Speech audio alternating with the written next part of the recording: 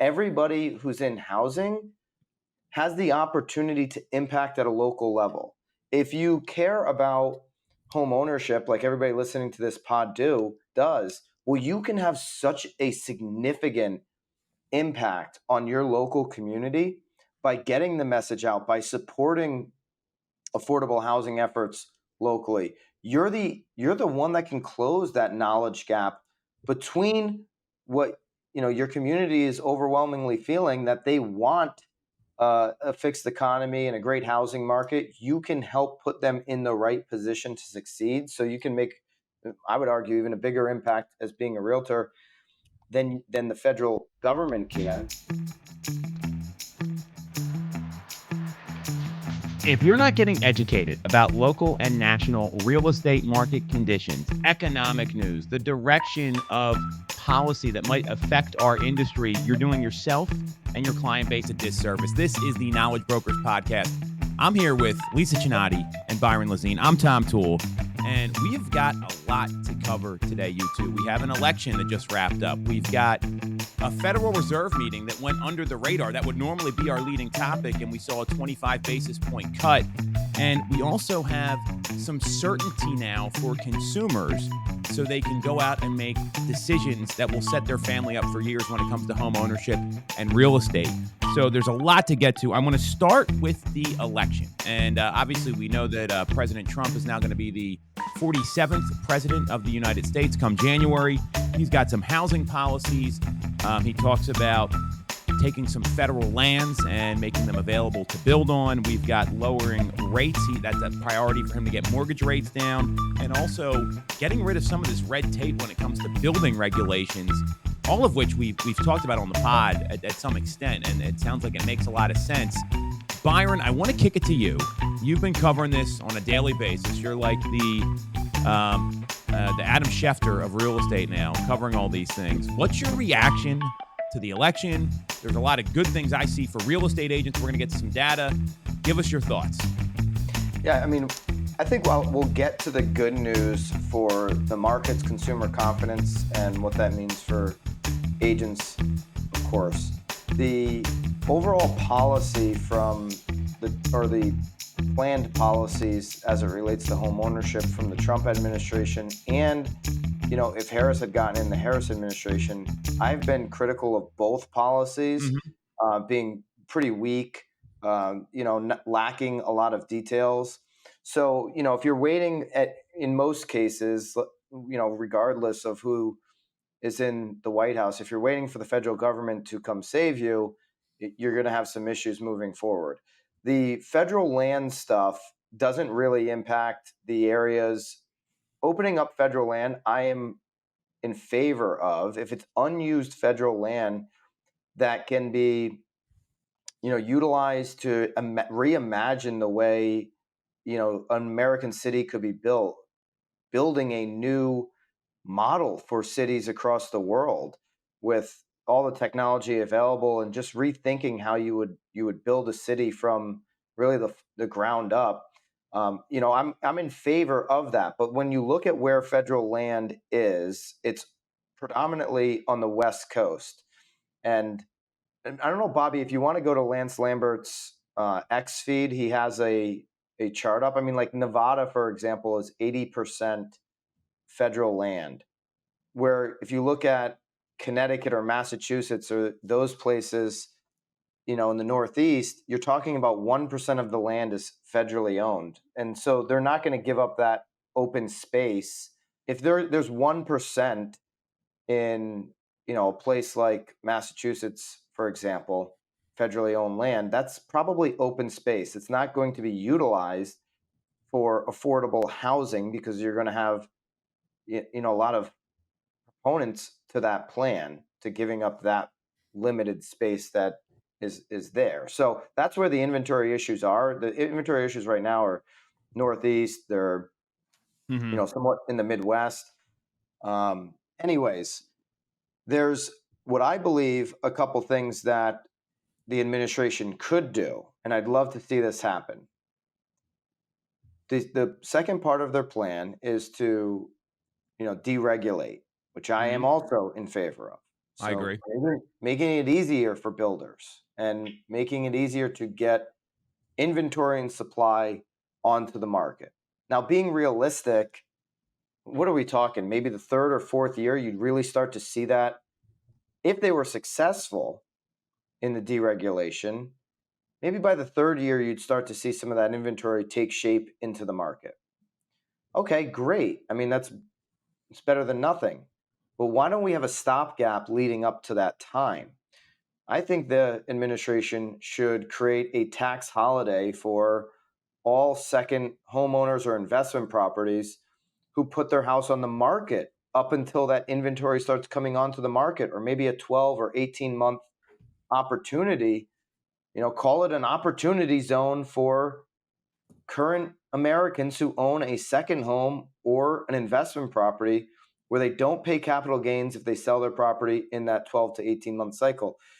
Owning a house is the ultimate hedge against inflation.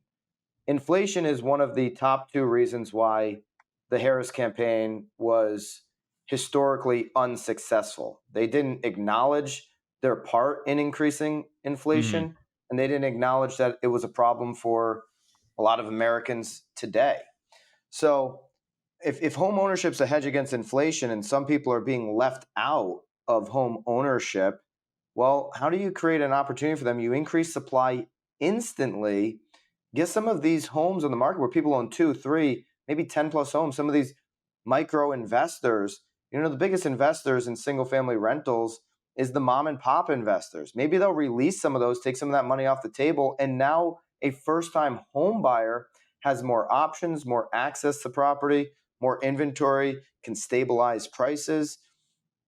And so that's what I would do. I don't know that they'll do that. I don't hear it being amplified. Actually, because Lisa and I are in Boston right now, Tom, as you know, we're going to bounce around at NAR.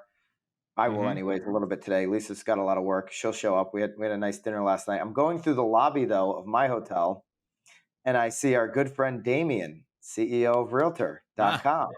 And so I just Was he eating any Taco Bell? Was it? He had the breakfast gordita. I had a breakfast burrito today. Damien had he kept it healthy. 2 eggs over easy, I believe, was his breakfast of choice. But I sit down at the table and we're chatting a little bit, and he's a huge proponent, Realtor.com, of amplifying the message of affordable housing. Make housing affordable again is something I put on my X feed. After the opportunity report, which we talked to Jack about last week, it's such an important message right now. And so I floated this out to him, like, he's going to be in the room with some of the most powerful people at NAR at some point today. Like, get the message out there that this tax holiday, if lobbied correctly, that could be a big win for NAR if they were to really make an impact on getting more inventory onto the market now, while the Trump administration is trying to put their plans in place. And the Trump administration is passionate about lowering taxes. Well, this is a way that you lower taxes by giving this tax holiday for on capital gains to second homeowners, while transferring wealth, which is something that a lot of Americans have been passionate about over years. Like, there's too much wealth in one direction. Okay, well, if people are selling their homes and first-time home buyers are getting access to these homes, you have a tax savings and a transfer of this ownership and wealth happening over a couple of year period until we get some more inventory built. To me, that sounds like a no-brainer. And if it's something that NAR can lobby and win, maybe they start to build some trust back in their organization. Yeah, I love this idea, Byron. We've talked about it on here before about incentivizing sellers. And if what Jack talked about last week, I know Lisa wasn't here, is returning to the lobbying as NAR, that could be their biggest win as an organization. So I think that's a really smart idea. Lisa, what do you think about this? What's your reaction post-election here? How are you feeling? What do you think about some of these policies? And Byron, I tend to agree with you. They need to be more specific. Maybe that's just campaign talk. Yeah. Well, so the first thing that I'll say is that I fully expected, and I said this to both of you, that we'd probably wake up and think that we were going to be in a recount situation for days or a week or longer. And so I think one of the big wins, no matter how you feel about which party won, is that there's certainty and there's clarity. And I think that there's something to be said for the stability that that's going to be able to bring to the country and also to the market in general. I think Byron, you're spot on with a lot of what can take shape. The federal land, same thing. You said it over and over. We don't have it here in the Northeast, so it doesn't solve our problem. Second home stuff might, but I think also for us, it's looking at like a broad rezoning thing that can shake out nationally, and how do we help states kind of take on rezoning of stuff. You get so much Taxes, local pushback there, but I agree. Yeah. Yeah. yeah, but that's the problem though, right? Like when you leave it into the local governments, there's always going to be a not me and make it somebody else's problem, and it is a broader problem. I'll say that from the start, right? Like changing the zoning is going to require funding of all sorts of other public services to support the reallocation Hmm. of where people are living, and it's not an easy fix, it's not a quick fix, and it's certainly, to your point, Byron, nothing is going to happen overnight. It'll be interesting to see where it goes. But for me, it's just waking up here in Massachusetts, having the certainty and the clarity, I think is one of the biggest wins that comes out of it. I agree with you on the clarity. I Mm-hmm. think there's something that I don't know how you fix this at the federal level. The city of Philadelphia has a lot of city-owned lots, and they don't like you can't even buy them from the city, and then invariably, like a councilman will sell it to their buddy who's a developer under market. So there, I don't know if you have those things in Boston. There's probably more locally owned lands than you might realize, and I think that's something that it's tough to do, and you might get that local pushback, but that's in line with the strategy here. It's just not federally owned. Correct. One of the biggest opportunities, like with the certainty, and I think we should focus some time on that, because that is where the opportunity lies for Mm-hmm. all of the knowledge brokers and for the agents of change that are across the country. The It was so clear on election night early on how this thing was going to go. Hmm. The landslide that ensued in the late hours. By 7 o'clock, I was sitting in a local cigar lounge, kind of checking in at 7 o'clock, seeing what was going on. That's when those exit polls started to come in. Hmm. And one of the big opportunities everybody in our space has is that front and center right now, top issue for Americans is the economy and getting inflation down. Hmm. The exit polls at 7 o'clock, I knew this thing was going to be a landslide in Trump's direction, because the rejection of the Biden administration was so strong. The passion in previous polling and then those exit polls about fixing the economy was so decisive, and it was overwhelming. I think the the side that ended up losing got wrapped up in so many issues that are maybe in fifth, sixth, and seventh place in America's minds. And the reason why there was this red wave, I don't know if the House has been called yet, but it looks like the House goes red. Obviously, the Senate did, and the presidency did, was because they had a better focus, one, on the economy and getting inflation under control, and these top one, two, three, and four issues that are really, it's clear today that those are the issues that Americans want the focus on. It's not those, again, number six, seven, kind of that woke mind virus issues that are just lower on the totem pole for now, clearly most Americans. And so they voted in an overwhelming fashion for these issues that everybody who's in housing has the opportunity to impact at a local level. If you care about home ownership, like everybody listening to this pod does, well, you can have such a significant impact on your local community by getting the message out, by supporting affordable housing efforts locally. You're the one that can close that knowledge gap between what your community is overwhelmingly feeling that they want a fixed economy and a great housing market. You can help put them in the right position to succeed. So you can make, I would argue, even a bigger impact as being a realtor than the federal government can. So I think that's a clear opportunity. The certainty is clear what it does to a market. Dow hits an all-time record. And you just have a feeling right now that going into 2025, there will be a better economy. That's almost half the battle, how consumers feel, the confidence that they have to make decisions. We were coming off in 24, we were going to be coming off potentially the worst year in existing home sales, depending on how it closes out, since 1995. The direction should point up no matter what. But 9 out of the last 11 post-election years, total home sales, existing home sales went up anyway. So just getting past the election cycle is a positive impact for the economy and how people are going to make decisions. Our friend DJ Delasala put this out on November 6th. I thought I showed this at our team meeting, our company-wide meeting. I know we all kind of had similar messaging around what you just said, Byron. I want to share those KCM slides as well. So here's what DJ said. Real estate agents, the magic wand of I'm waiting until the election is over has come. Spoiler alert. You have a new objection. I'm waiting until the new year. Then I'm waiting until the spring market to be over. Then I'm waiting until after we travel this summer.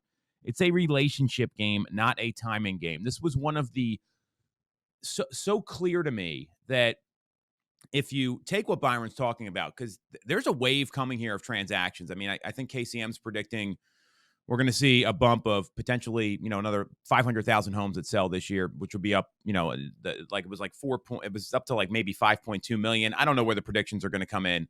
The point is we're going to see more, right? We've got the historical data there from those slides, Bobby, if you can put them up on the post edit here. There's an opportunity now because of certainty. You're not wondering what's going to happen until after the election. You're clear on here's what the economic policy is going to look like. You're clear on this is what we're getting for the next couple years here. And you know what people aren't going to put a hold on? Their lives, right? You've got kids that are getting bigger. That house is getting smaller. You have maybe a family member that passed away. You're in a divorce situation, right? You're getting relocated. That's not going to stop. So you can only temporarily hold your life from moving forward. And this is just so true. So what I look at here is today's November 8th. We're filming this here. You've got effectively 52, 53 days left in the year.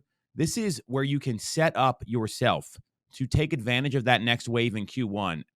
In January in our market, I don't know about you two, people just wake up. They're ready to go. But when they're ready to go, who are they going to pick? The person who's been building a relationship, sharing market data, saying, hey, we saw rates dip down below 7 today. I know you're not ready yet. Just wanted to put it on your radar. Or, hey, I'm not sure if this is going to be for you, but I saw this new listing and thought of you. It might be worth taking a look at. Using things like Jimmy Mackin's Deal of the Week campaign. Like, hey, I saw this home. Here's some opportunities. Hey, did you see what your neighbor got for the property? This is all knowledge-based follow-up. It's not the checking in or following up nonsense that we make fun of because it doesn't necessarily work. It's a time to educate people. Then you've got the opportunity to also, hey, I wanted to wish you guys a happy holiday season. We're in the season of gratitude, like the easiest sphere call you can make right now. All year, you got 52 days to call all the people that you've sold homes to, your network. This is where you can load up and over-index. Byron, you talked about this on the 5 a.m. call, like tripling your conversations these next 52, 53 days. That's going to set you up to take listings and make sales in Q1 when the wave comes. You've just got to be ready for it. There's so much opportunity out there.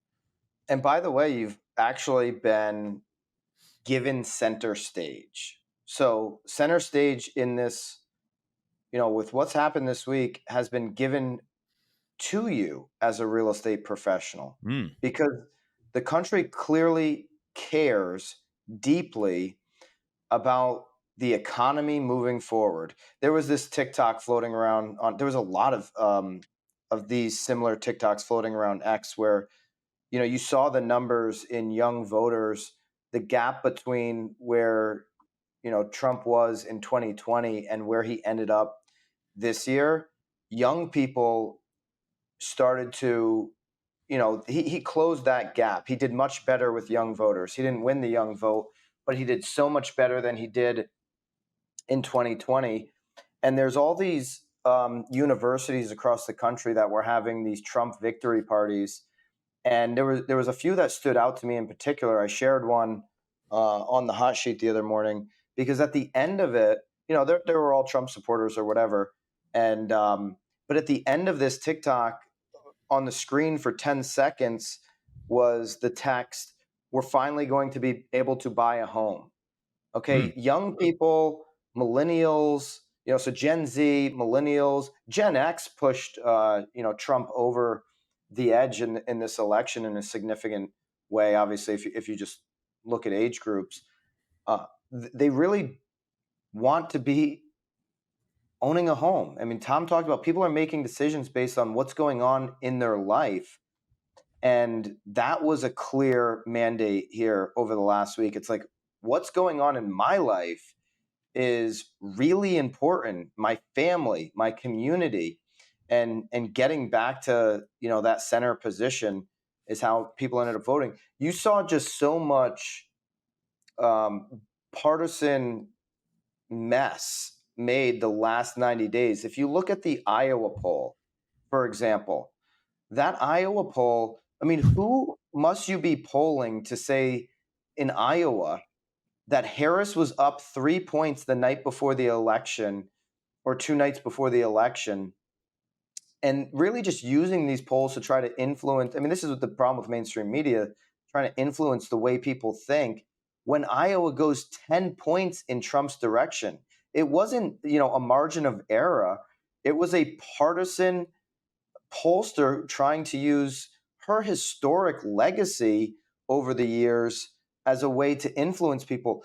If you just ask people who know regular Americans, and I would argue that real estate professionals know regular Americans more than anybody, that was a more accurate poll. Bobby, if you can pull up the BAM article. So Eric did, with the broke agent accounts, did a poll on Facebook, Instagram, and on X from real estate agents across the country. Obviously, the broke agent has the biggest following on these platforms. When I say the biggest, I'm talking real, not some of these hack media companies out there who have bought their Instagram following or have bought This was our their dinner Facebook following. conversation last night too. Oh man, I can't Yeah, imagine. we had a conversation at dinner about one in particular who's buying their Instagram following and then taking $1 million from homes.com. It is a scam.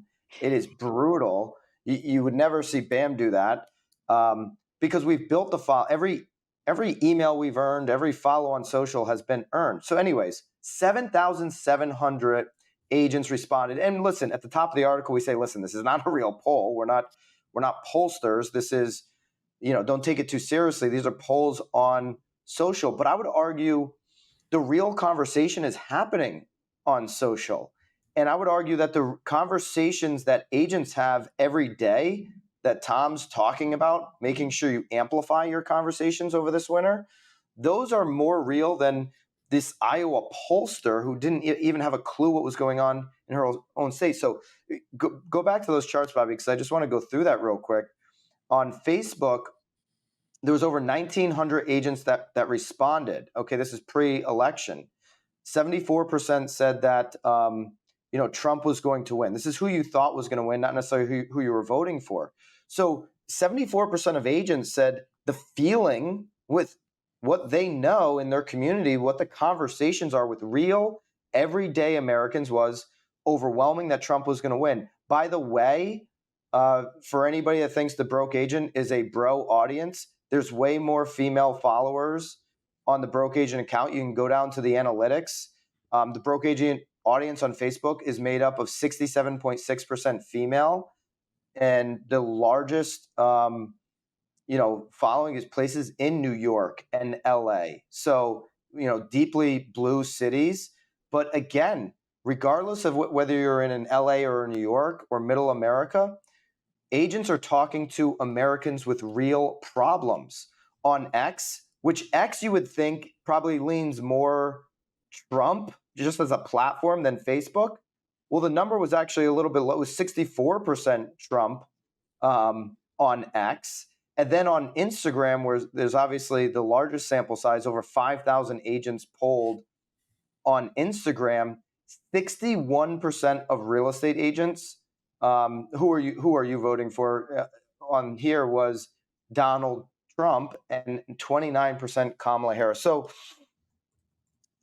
listen, that was, and there was an Inman article saying, looks like this was before the article, looks like agents are leaning more blue after being historically, leaning red. Well, we should have sent them the polls. It would have helped out their article. But clearly, I think that agents have a pulse of what's going on the needs of Americans, because they're helping them in a top 3 most stressful time in their life, sometimes the most important decision that they can make for them and their family. And this is what's important to Americans clearly right now. So realtors, you're on center stage. You have the opportunity to make a significant impact in your community. I'm going to take a slightly different, we had a conversation the other day that I think could be super fun to kind of dig into as well. And I don't remember what morning it was, maybe the morning right after we all hopped on a call and chatting about the podcasting and how podcasting kind of drove some recognition and stuff. And I think would be a super fun kind of conversation from the perspective of how do real estate agents build brand and do marketing, and how did that maybe impact the outcome here? Because I know Byron and you two had a little bit more of that conversation, but it was super fun to hear and to kind of engage in that discussion the other morning. Yeah, well, I had a discussion even last night at the dinner table. It's so funny. Anytime you say the reason Trump won, people, like we're having dinner with a couple people, and I can just see the eyes. It's like, guy, like that's one thing I hope American can get over. It's like if you say Vice President Harris or President Donald Trump, and people are like, "Uh-oh, this person's going there." Calm down. I mean, put your big boy pants on for a minute. Like, can you not talk about things that are actually happening? So, I made the statement at dinner last night that the reason like BAM is going to win is the same reason that this election this campaign just had a better game than the Harris campaign, because it was the first election you can say was won by podcasts, won by real conversations, long form without prepared questions, right? Remember when I interviewed Kevin Sears, who I thought did the interview of the year with me, and at first NAR wanted prepared questions. That's not going to win in today's new media. And to Kevin, to his credit, was like, I'm going to do this podcast without the prepared questions. I've been in the industry for decades. I can handle the heat. He came in, sat down. We sat down for an hour. And that's what the Trump campaign did to get themselves over the top, was they went on all of these podcasts and had open discussions. For agents' business, what Lisa's talking about, the conversation we had the other morning, for agents, the Harris campaign did this thing called the ground game, where it wasn't obviously, Harris wasn't doing this, for a photo op or something, but they had, volunteers in their campaign who were door knocking, old school technique. But the door knocking, if you haven't heard if somebody knocks on your door and you've heard them on your local radio station every week, or that they have a significant podcast in the community, or in this case, a presidential campaign, they're knocking on your door and you've heard them on Joe Rogan, over 100 million views for 3 hours, then something about them already when they knock on your door. If somebody knocks on your door and you don't know anything about them, that's going to be a different experience. And they were knocking on 1,000 doors a day as one of their primary ground game strategies, while the Trump campaign was going on podcasts and new media. And it was pretty clear and decisive what strategy worked and which one didn't. And obviously, we went through the messaging, and it probably had a stronger message as well. But if you look forward in your own business right now, really leaning into what would be considered new media to talk to more people, not less, so that the traditional things work at a better level, like when you stop at somebody's door, or when you give somebody a personal phone call. There's going to be a higher level of brand awareness because you're using new media to your advantage in your local community. So that's another big takeaway for agents. Not only do you have center stage right now to really amplify a message that people care about, lean into the same marketing and messaging tactics that are relevant today. And I think you're going to have a really good couple of years ahead of you. Well, we see this happen all the time, right, Byron? So, I mean, this has happened to me because we do the local radio show. We do the video content. Been doing it since 2016. And then when I call somebody like, oh, I've seen your videos. I get your stuff. I mean, and all it does, you still got to know what to say. This is what a lot of agents think. They think they're going to do these podcasts or videos and everything else, and then the business is just going to come to them. And you will get a little bit of that. I don't want to say you don't get the come list me calls, but then when you have the conversation, you still got to know how to handle these things. I was at an appointment last night and they were questioning, why did rates go up, even though they had just ticked down a little bit? And I explained the jobs report to them. And they said, well, what do you think about the jobs report? And I said, what I know is that they revised it by about 30% over the summer. So here's what's happening. And that's something that you've got to know the questions. You've got, to DJ's point, you've got to know the objections. And just remember, these people are going to do things for their reasons, not yours. All you can do is build a relationship that, like, hey, how can I not hire this guy or gal? They've given me all the information. They're following up. They're in touch, and they're understanding the market. And it seems like they care about me. And then there's the rapport building strategy, with a lot of agents just kind of ignore. So these are the skills that are going to win. 2025, there is so much. We said survive until 25 on the pod here, right? It's right around the corner. I'm super optimistic about it. There's going to be a big wave coming. Lisa, what are you telling your team right now how to get in front of these folks? Because we all had this similar sort of theme, and it's good because I'm clear we're all right and we know what's going to happen. What are you telling your folks? And then I want to get into the Fed meeting as well before we run out of time. When Lisa wraps, I've got something else on this topic before. I know we got to get to the Fed, but I want to just piggyback whatever Lisa's comments are. I mean, I think we were all on the same page, Tom, and I think you said it earlier in the podcast, which is it's all about doing the work and having the conversations, and it's about doing it now. I do think, much like everybody else that I've spoken to, that after the first of the year, I think we're going to see the market just jump to life.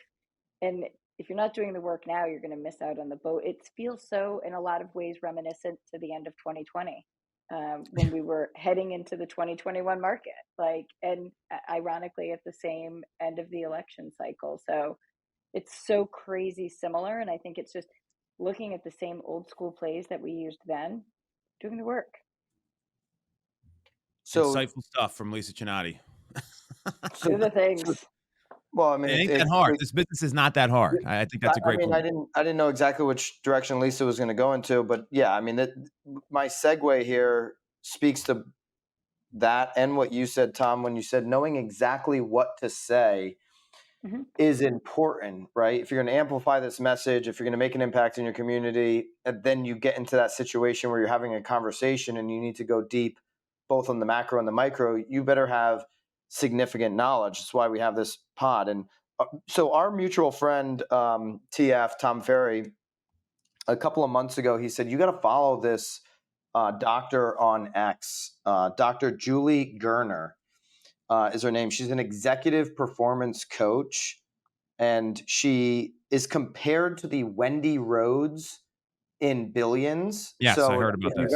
If you've ever seen Billions, Wendy Rhodes is, portrayed. She's a character in the show who is this executive coach who gets the most out of finance professionals and so on. So I see this tweet this morning from Dr. Julie Gurner, Okay, and we'll put the tweet up, Bobby. I'll send it to you so you can put it in the edit. But here's the tweet from this morning.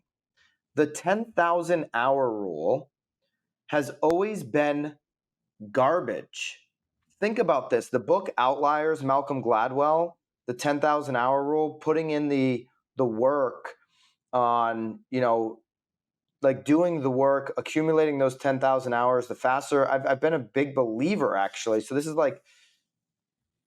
is like having me take a step back and think about my own thought process on the 10,000 hour rule. Like I've always encouraged agents, like get your first 10,000 hours in as quickly as you can, gain the experience because that's going to bring you more and more knowledge.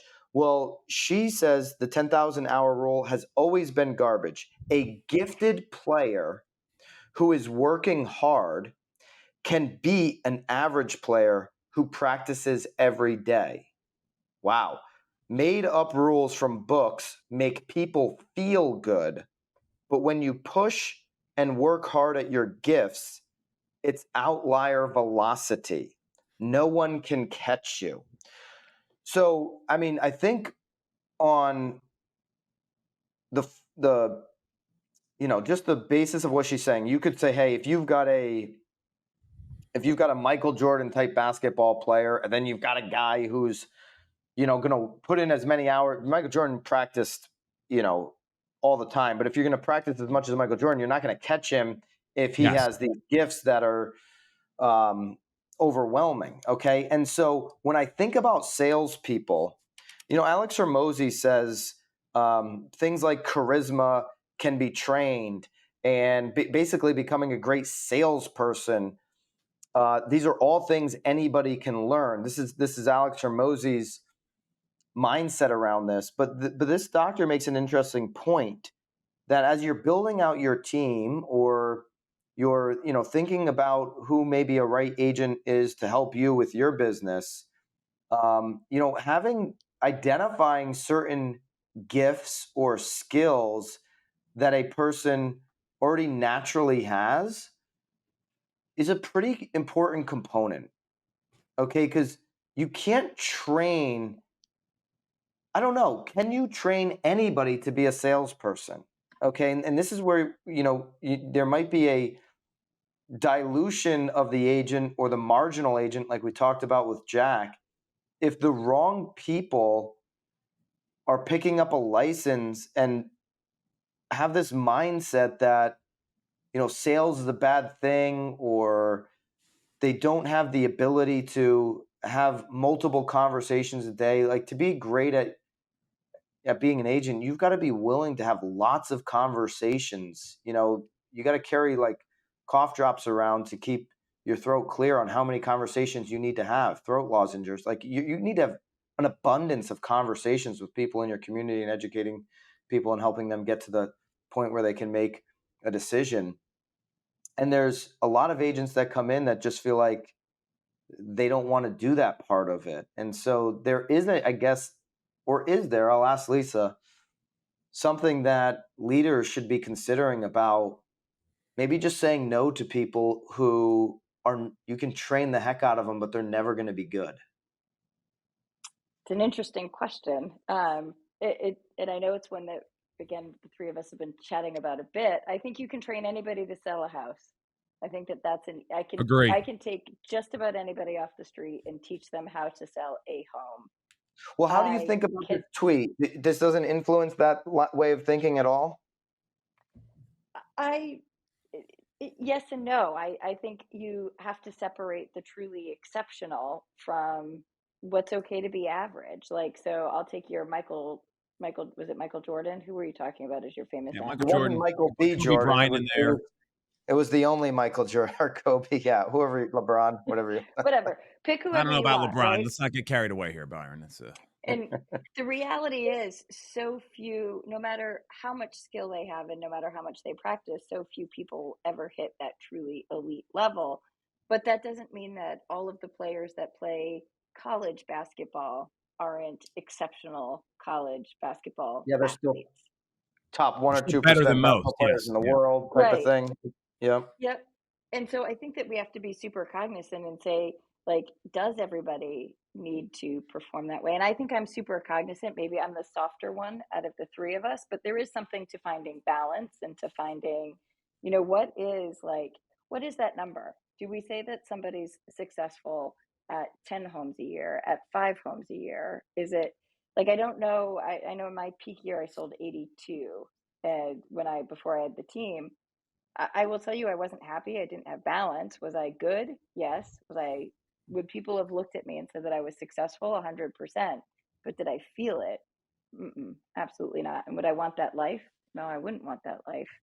Right. So I think that there's a little bit of a balancing act. And I don't know. I think sometimes I think we don't necessarily need to push being that level of elite. But I get your point about being professional, and there is a certain minimum that should exist in this industry. And I think this is leading into the conversation about a professional agent versus a part-time agent, and where the industry needs to make some pivots.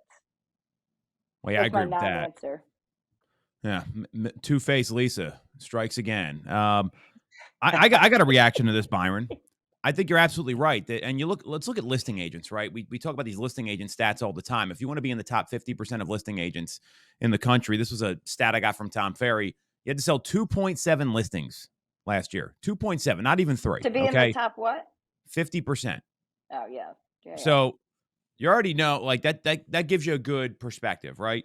I agree with Dr. Julie Gurner's tweet. However, I've also seen people that went from, and I'll tell you who this is off the pod, that were not going anywhere, literally like laying concrete and handing out flyers at a club, and now this person is selling 35 to 40 homes a year, and it's over a long period of time. I'm talking a couple decades. So they've worked themselves up to a point where they've got a bigger business than the vast majority of agents. You're talking Correct. like top 2%, right? If you're just looking at transaction count.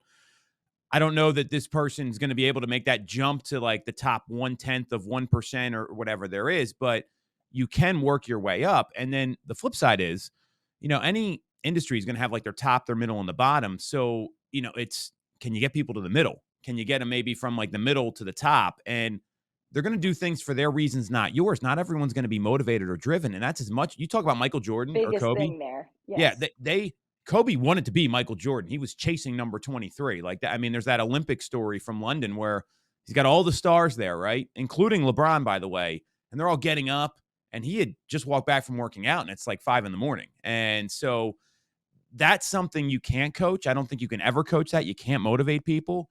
And the flip side is we've all seen talented people that just don't have any drive to do the work. And that's a big problem with any industry. So she's right. If you have the work ethic combined with the gifts, that's like an unstoppable combination. Yeah, but one or the other. One or the other? Yeah, one or the other, it doesn't work, right? Like the three of us could, I always come back to, there's this one agent that I've worked with over the year who he had it, right? Like you just met this human and he had the gift, right? And he had the biggest why in the world from my outside perspective, but he didn't want it. And there was nothing I could do, nothing anybody could do to help him accomplish it. Because it just that commitment is so important. And really, I saw that tweet an hour ago. So it just had me thinking, the book that she's dumping on, Outliers, Malcolm Gladwell, I have referred to hundreds and hundreds, if not thousands of people, because I've referred it even on stages before. So I've referred that book to so many people, and I would not shy away from reading the book Outliers, which talks about this 10,000 hour theory, because I think it speaks to anyone entering like an industry like real estate who has that commitment of wanting to figure it out, understanding that the journey and the depth of knowledge it's really long, and you've got to figure out a way to immerse yourself in that work, no matter what level you're going to achieve. If you're going to achieve that top 0.1 of the 1% in your industry, I think what Dr. Gurner's talking about there is that you have to have some, you got to have that it, as Lisa would say, combined. But Yeah. if you're going to build anything that's really important in your community, well, you're also going to have to immerse yourself in the work. So I still believe in that. And I think really when you're looking at, and what we're trying to get better at in terms of, bringing people into the company is, are they committed to working, or are they just saying it? Did they get the license because they watched HGTV or Bravo or something and it looks easy? Or are they actually going to do the level of work that's required? And I just have no patience right now for complainers, whiners, people who don't want to work, people who want to focus on, I think this last week, again, to even recap a conversation we had earlier in the pod, for people who want to focus on low level conversations or problems, it's like, why consume your day with that instead of, really focusing on important stuff and working on solving important problems with people who really want to do a lot of work. We got to get into the Fed here. I don't know if Yes, I got I've got a few time. minutes. Yeah. If Lisa has to drop off, you know, she can, because I we'll have a let her hard do whatever stop. she wants.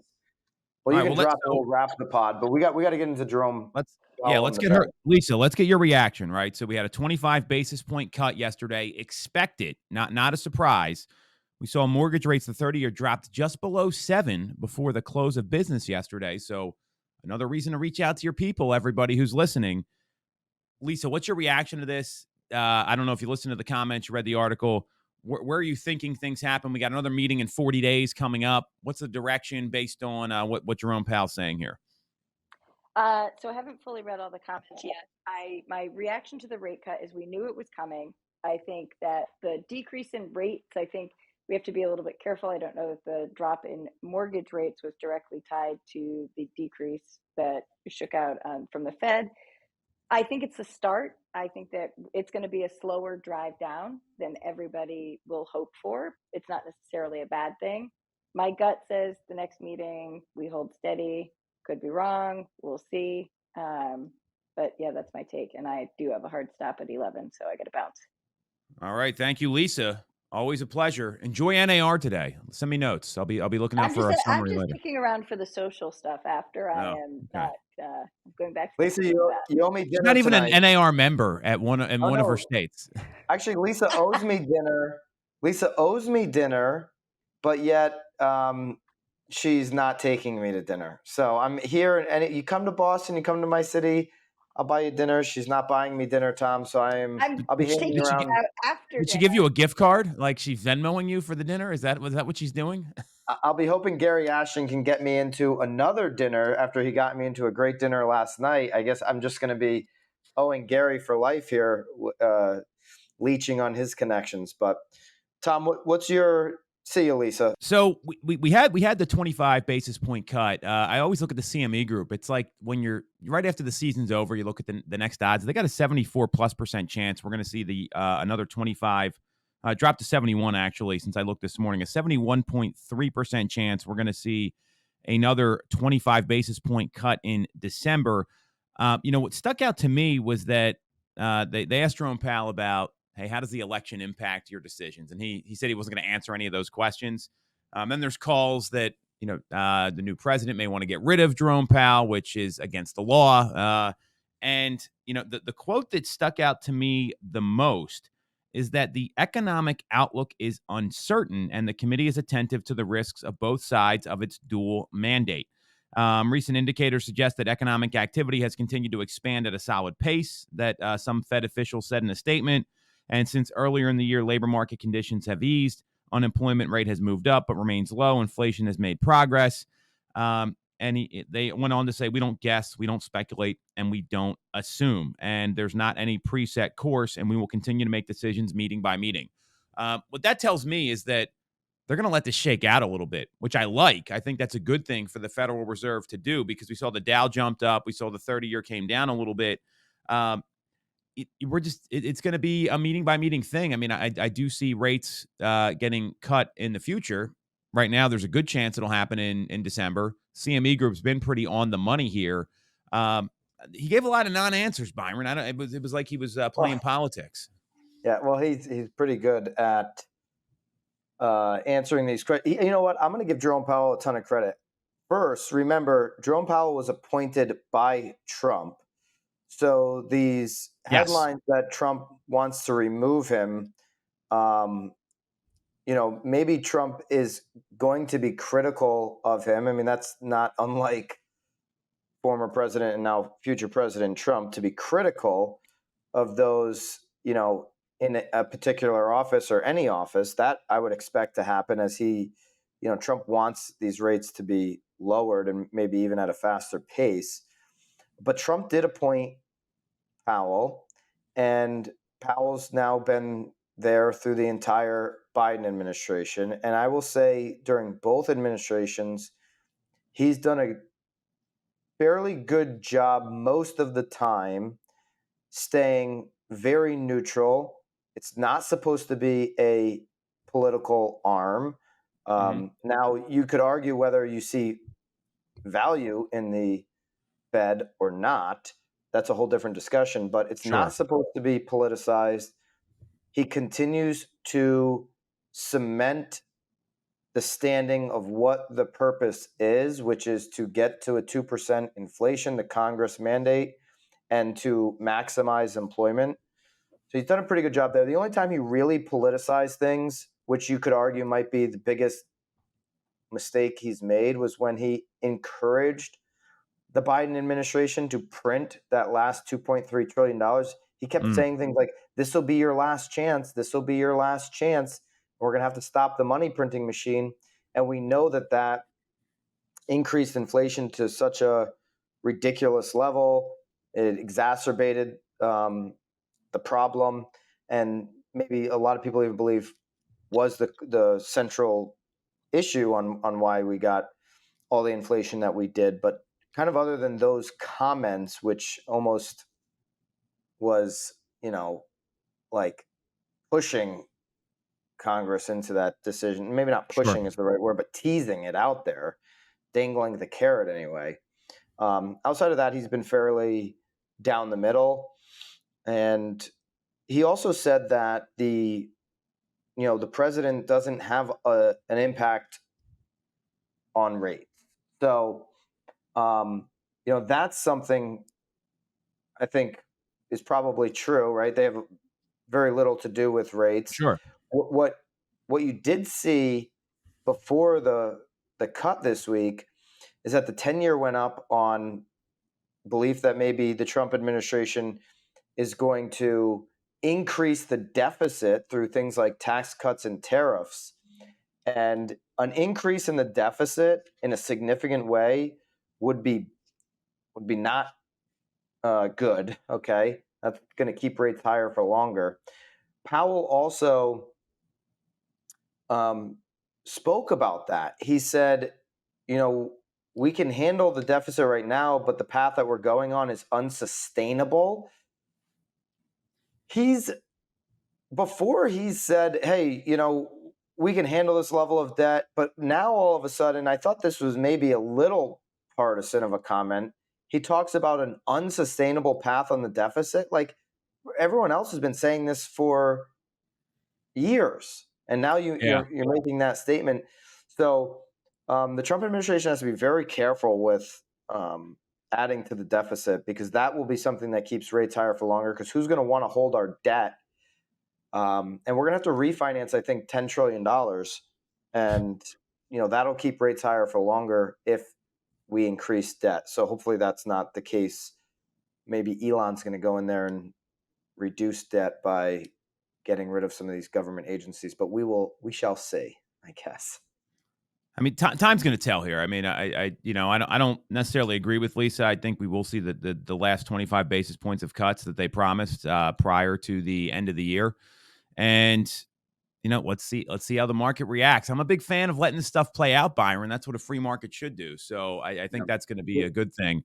I'm glad to see rates came down.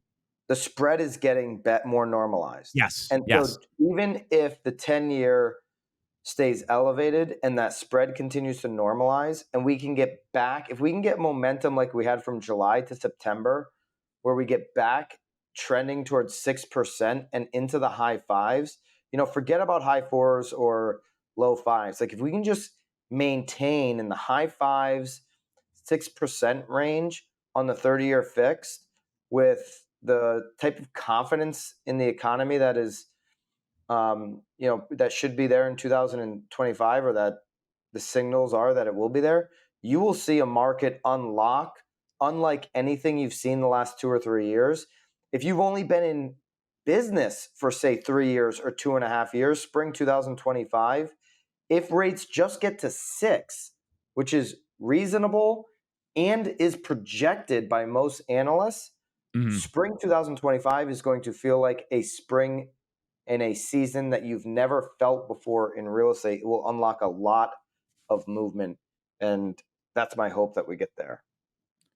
I'm right there with you. I think it's safe to say the year of the fives isn't happening, Byron. I mean, that's a pretty safe bet at this point. You're going to look like a rose at the end our year-end predictions here on the pod. So I've been beating that up since January 1. That was unfortunately a miss.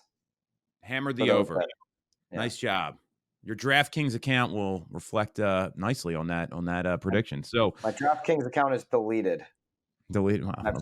And I sold my DraftKings stock the day after the election when everything went up. I'm out on DraftKings.